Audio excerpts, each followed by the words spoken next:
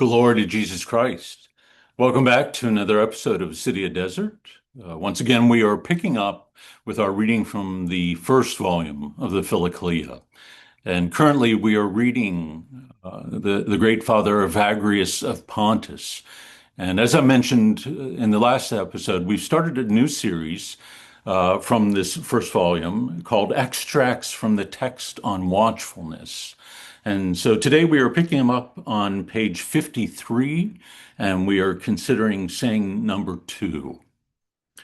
Evagrius writes, "He who has attained spiritual knowledge and has enjoyed the delight that comes from it will no longer succumb to the demon of self-esteem, even when he offers him all the delights of the world. For what could the demon promise him that is greater than spiritual contemplation? But so long as we have not tasted this knowledge, let us devote ourselves eagerly to the practice of the virtues, showing God that our aim in everything is to attain knowledge of Him." So a person who has struggled in the spiritual life, Evagrius tells us, and has attained a certain level of spiritual knowledge through dispassion, through freeing himself from his attachment to the things of this world or those things that arise from our bodily appetites. And so the eye of the heart, the eye of the soul has become purified, and so can be illuminated by the grace of God to see the things of the kingdom, to see the things of God Himself, to taste something of the sweetness of the life and the love and the peace of the kingdom.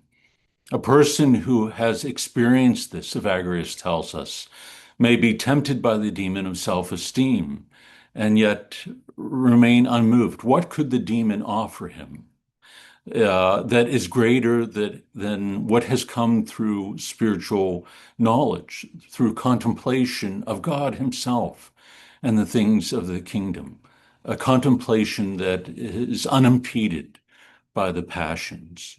Yet if, Evagrius tells us, we are still struggling with the passions, if we've not yet tasted the sweetness of this spiritual knowledge, then we must continue to struggle in the virtues, to engage in the ascetic life, to do everything that we can to engage in that psychological battle against the thoughts and provocations of the evil one, until we come to that point where we can be blessed with this gift.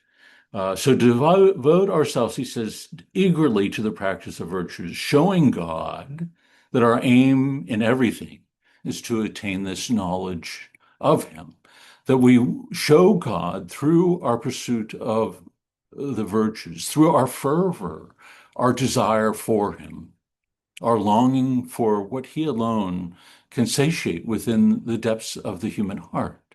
That is love, our desire for His love and His love alone. When God sees that, He continues to draw us along in the spiritual life and to add virtue to virtue, add grace to grace, in order that we might move along ever more swiftly.